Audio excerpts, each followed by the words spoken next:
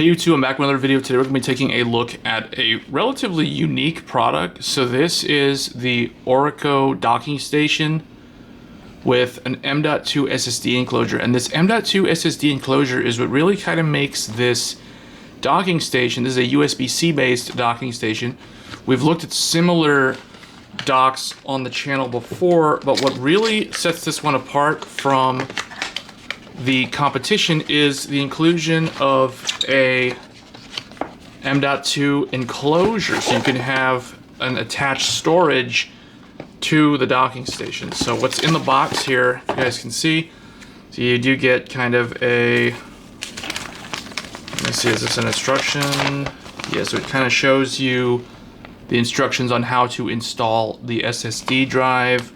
It is an NVMe based SSD. So that can be very useful as an attached storage. It comes in this nice, and I wasn't expecting this. I was not expecting it to come in a actual carrying case. So it is travel friendly in that regard. You have some mesh here to put some extra stuff in there if you need.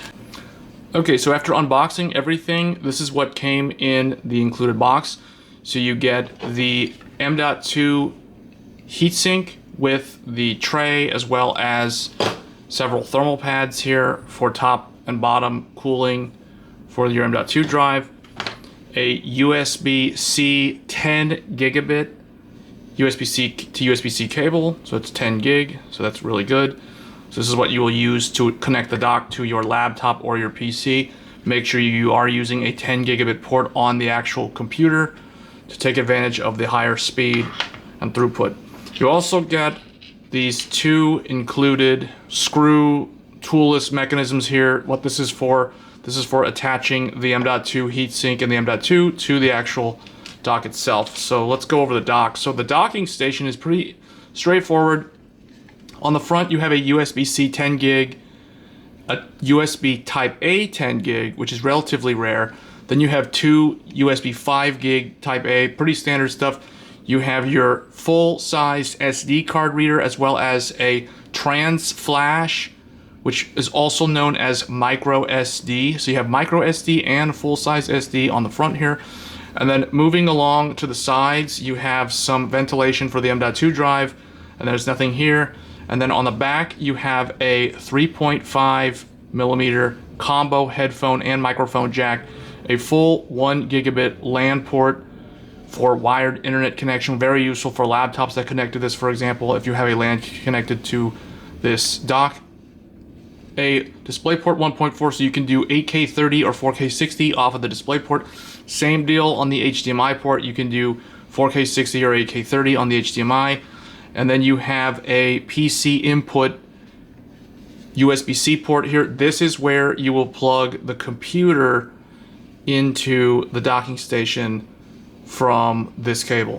And then you also have power delivery up to 100 watts on this additional USB-C port as well. So where it kind of gets interesting now is from the top of it, it is magnetically attached, but the cover just comes off like that. It's held on by magnets, and the bottom of it has these nice rubberized pads, so it's not gonna slip around, it's kind of real grippy. And then you've got some pads here. And then for the M.2, you can see the M.2 slot right there, as well as the different sizes that it supports. Now, if you are using a Gen 3 SSD, you don't need to use the included heatsink. So to demonstrate, we have a Gen 3 SSD here from a long time back. So you will just install it at about a 30-degree angle like that, and then you will use the included clip here to attach it to the docking station. But you want to put this in like this, so it is in like that. Then this goes in and then down, and then you'll turn this at almost like a 45-degree angle to attach the M.2. So that is how you install a Gen 3 SSD, or one that does not need any sort of passive heatsink cooling, because it doesn't use enough power or doesn't generate enough heat because it doesn't transfer fast enough.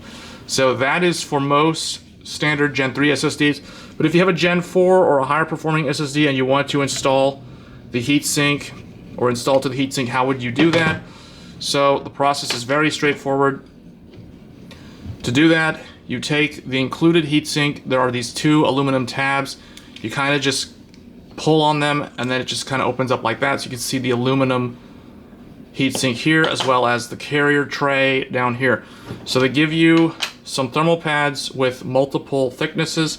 So we're going to use the thinner ones here. So if you have a double-sided SSD, meaning you have flash components on the bottom and the top, in this scenario I only have them mounted on the top. This one's completely empty on the bottom here. But for how this would install is you would place one thermal pad here, and do note that these thermal pads, all of them have plastic seals on the top and bottom side, so you do need to remove those plastic covers so that it actually removes heat from the SSD. But just for demonstration purposes, we're not going to remove the plastic. So you want to choose one of these sides, so we'll go with this side. You want to leave enough gap there because you're going to have to install the screw attachment mechanism. So we're going to put the first thermal pad like this, then we're going to put the SSD on top of it like so, and remember you want to make sure that this stays relatively free so that that's like that. Then you do the same exact thing with the top one, and then we attach the M.2 like so. Just clicks into place and that's it. So now this SSD is ready to be installed in the actual dock itself. So with that, we're going to, before we install in the dock, you're going to take the screw and you want to line up the grooves here so that it is fully seated where the line is flat like this. That way it'll go in the actual hole there. So once that's in, you install it at a 90-degree angle.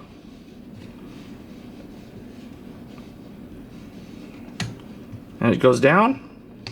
And then you will rotate that about 45 degrees as shown previously. And there you go. The M.2 is installed in the docking station. That's not going anywhere. And then you just put the magnetic cover back on top, and that's it. So let's go ahead and attach it to an actual system. Okay, and just to show how the M.2 in the dock shows up in Windows, so I've plugged it in with the included 10 gig USB-C cable to my laptop here, and you can see in the task manager it recognizes the M.2 drive as a Realtek SCSI drive. So it's using either like USCSI or something. It's the newer type of NVMe for external drives. So it is pretty cool that you have it show up like this. So I can see my 1 terabyte. This is a Samsung Evo drive, but it shows up like this because of the controller in the docking station. Because I've got my standard, my standard C drive on the laptop, and then I now have this external, it says USB there, showing up like this, a 1 terabyte drive. It's the one that we installed, that Samsung Evo 960.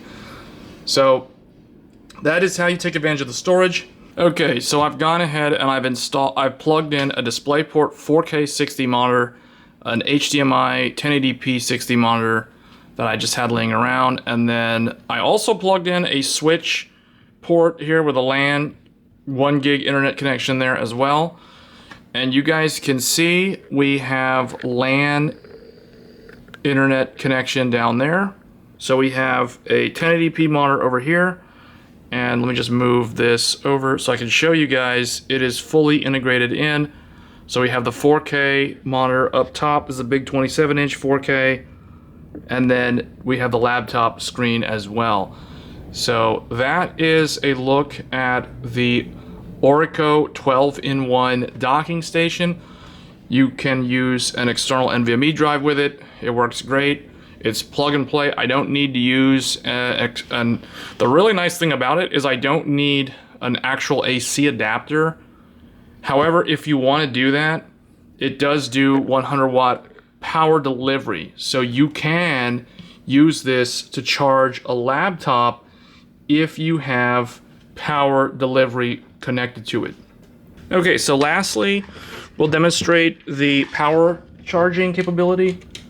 So if I plug this in, now the laptop is charging. So the great thing about the dock is you can also integrate your AC adapter in with it. It is charging, plugged in, battery status charging.